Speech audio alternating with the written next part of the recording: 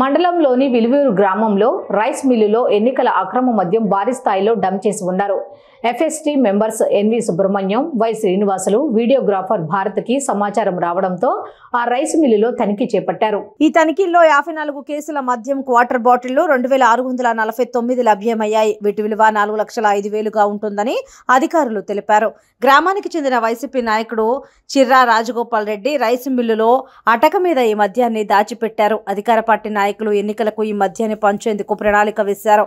FST members కు సమాచారం అందడంతో ఈ మద్యం గుట్టు బట్టబయలైంది.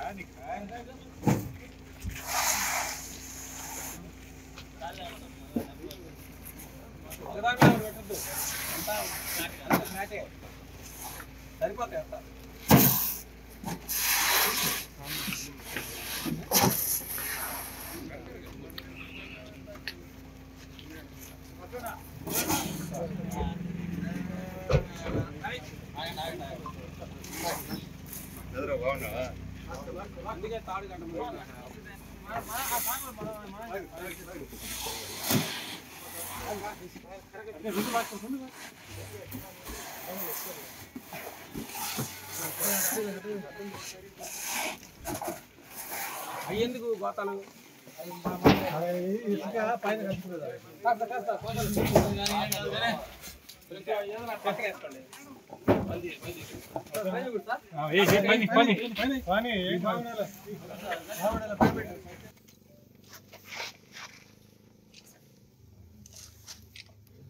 పెద్ద ఆయన ఇబ్బంది పెట్టారా మొత్తం మీద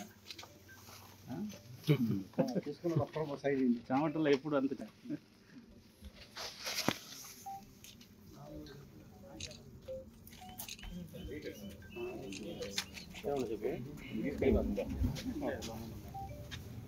లోపల ఉన్నాయా?